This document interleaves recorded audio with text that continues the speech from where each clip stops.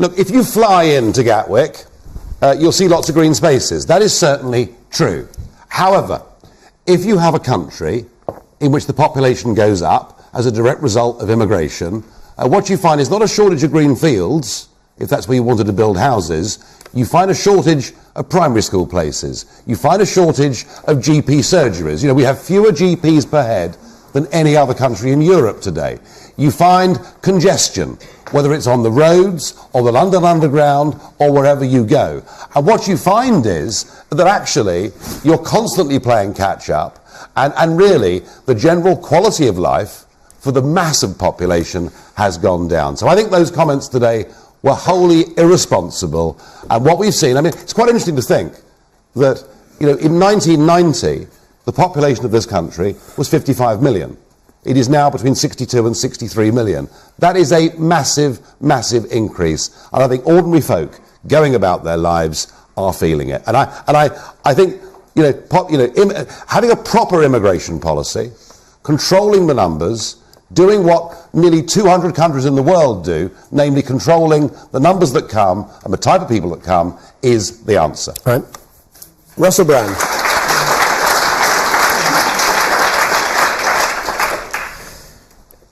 I sometimes feel worried about you, Nigel Farage. But the reason I feel worried is because I know a lot of people are frightened in our country. I know a lot of people are feeling afraid and frustrated. And there is a sense that there is a corrupt group in our country using our resources, taking away our jobs, taking away our housing, not paying taxes, exploiting us. And there is an economic elite that this man's party is funded by, that this man comes from background working in the city. Let me tell you something. There was an economic crash and a lot of money was lost. His mates in the city farted. Nigel Farage is pointing at immigrants and the disabled and holding his nose. Immigrants are not causing the economic problems and suffering we experience.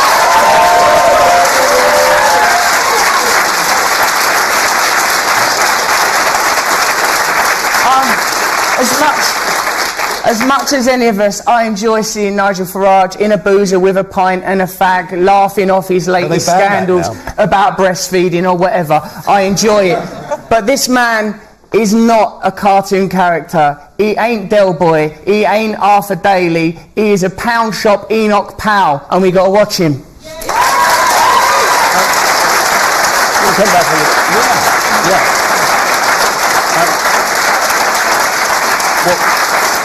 Well, Russell, that's all well and good, and you've got your point of view. The question was, is Britain overcrowded?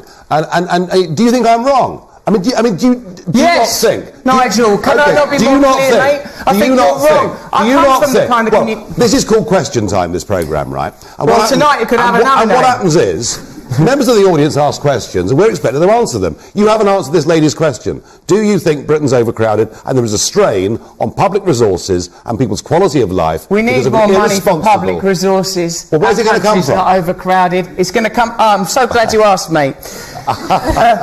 Since the financial crash, banker bonuses have exceeded £80 billion. George Osborne, your Chancellor, campaigned to stop caps being placed on banker bonuses. At the same time, there were austerity cuts against the poorest among us, the disabled, people that we need to be looking after.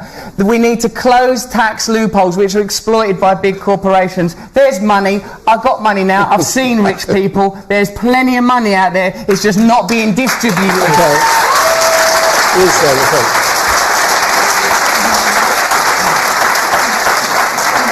Yes. And I don't like people preaching that I am any part responsible for anything. I've never heard him criticised as disabled. I never have. Okay? Never. Okay? And you are a campaigner. Yeah? I'm going to go back to the last question. Please let me finish. Mate. Stand. Stand for Parliament. If you're going to campaign, then stand. Okay? Okay, you have the media profile for it. Do it. My problem would be, mate, I'd stand for Parliament, but I'd be scared that I'd become one of them. I know what side of the argument. No, I'm sorry. You've full addiction and you've beaten it, okay? You can't preach that. That is rubbish. Mate, you cannot preach that. I'm not preaching. Well, you are. You've attacked him, okay? Yeah. Okay? And you've attacked him, and you've attacked everybody that stands for his party. I do. We're trying. I'm sorry. I'm not attacking people they are people on the street. And racist. Oh, are they? Rubbish. I'm sorry, but at the end of the day, it's the general public that are standing for him.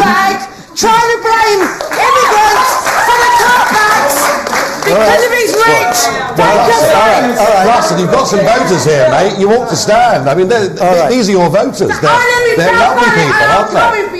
They're lovely people. I just hear for a voice up here. You saw on the gangway. Behave yourself over Yeah. there. The point I want to make to Russell is that you say you claim to sort of stand up for the working classes, but you've got to understand that it's the working classes that have been hit the hardest by immigration, mass immigration.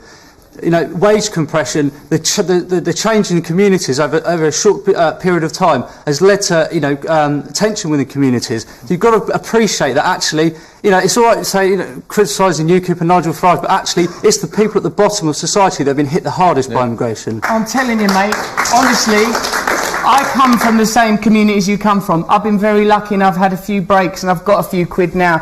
And I'm telling you that immigration has always been happening. What happened in 2008 was very unique. If I thought, my friend, I swear to you, if I thought, listen, try this for 2 years, turn your focus to corruption in the city, turn your focus to apathetic politicians, turn yourself to the corruptions going on there, and if in 2 years' time your life ain't got better, campaigning against the people that have wealth and power, not those that have very little, if it's still the same, I'll come with you and campaign. But I'm telling you, I know where the power is, I know where the money is, I know what we've got to do.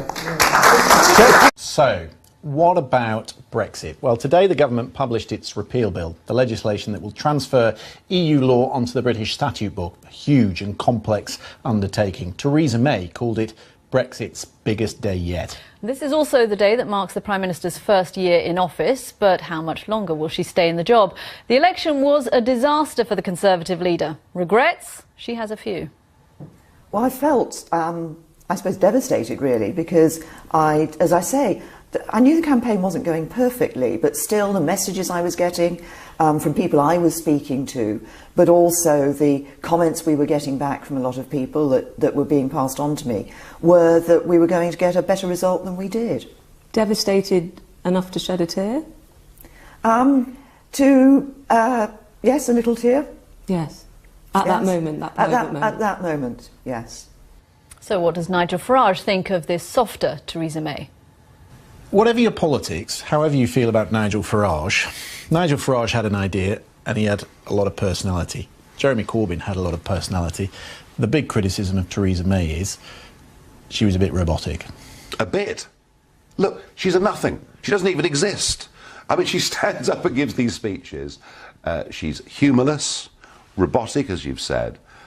Lacks sincerity completely. And for me, the one thing that sums her up is after that disastrous fire at the Grenfell Tower, and she turns up as Prime Minister, shakes the hand of the police chief, shakes the hand of the fire chief and disappears, doesn't even meet the families that have been affected by... I mean, goodness me, the King and Queen, during the war, went to the East End of London to visit people who'd been bombed overnight.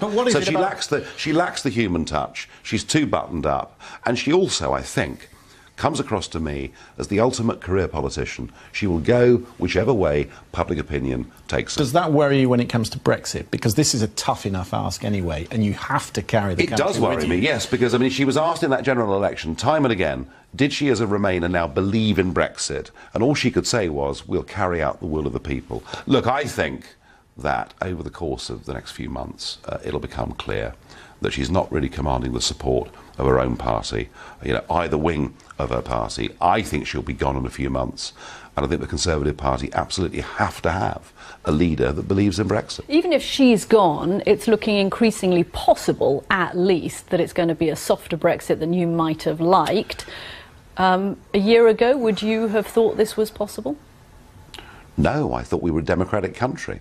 I thought the political class would, for once, just have to accept that they couldn't have things their own way. Because it's funny, because see, what's actually happened is public But opinion... maybe the country does want a soft Brexit. Well, this is what's interesting, though.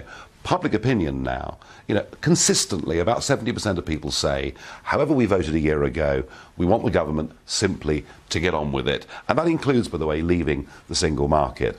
It's the political class in the House of Commons and the House of Lords that are trying to rally against it. Brexit will happen. Of that, I've got absolutely no doubt at all. But I do agree with the basis of the question. I think there will be areas where we concede more than we need to. Just a quick one. You said it's democratic. The democratic numbers in the House say it's going to be a softer Brexit. That is democracy. The parliamentary numbers worry me very greatly. And yes, look, I'm agreeing with you. I think we're going to get a much softer Brexit than the people voted for, which means we're going to be debating this for the next 2 or 3 general elections. Oh, no. I'm afraid so.